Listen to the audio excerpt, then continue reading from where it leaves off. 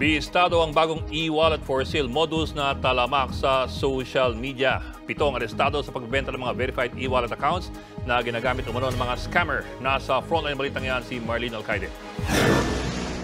Dali-daling hinuli ng mga operatiba ng NBI Cybercrime Division ang mga lalaking yan sa harap ng isang tindahan sa Quezon City. Agad dinala sa tanggapan ng NBI ang 7 lalaking inaresto sa magkakahiwalay na entrapment operation.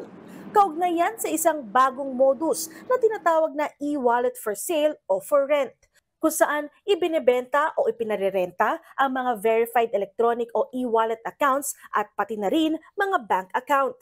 Pinopost pa nila ito sa social media para sa mga interesadong parokyano. Depende sa limit ng e-wallet ang presyo. Ang modus, mag-uusap muna ang seller at buyer online bago magkita at magbayaran.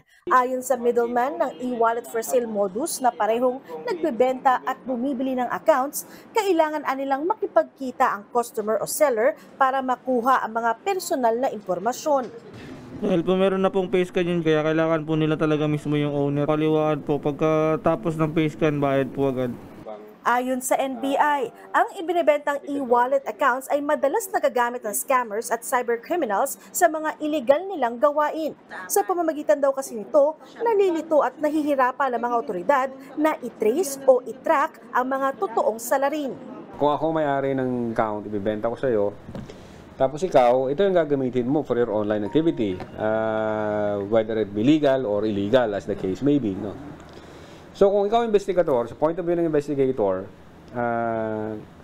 nangyari yung crime, ikaw ay may hawak, pero sa record namin, nakapangalan sa seller. Tama? So hindi ka namin pwedeng hulihin kasi ang nakapangalan doon na perpetrator, yung tunay na may-ari ng account, yung nagbenta sa iyo.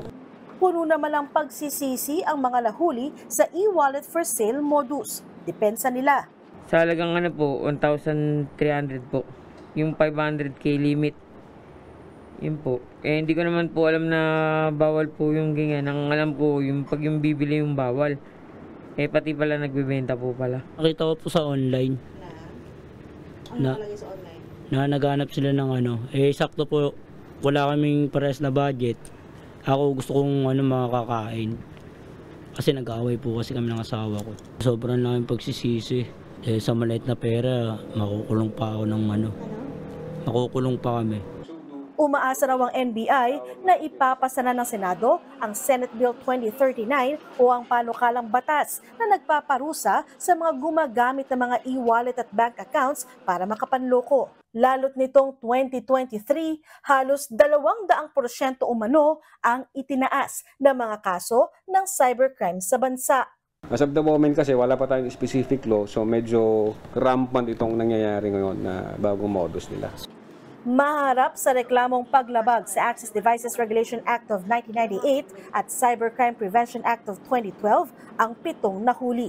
Nagbabalita mula sa Frontline, Marlene Alcaide, News 5. Mga kapatid, Lucy Cruz Valdez po, maging maalam at may pakialam sa mga napapanahong balita sa bansa.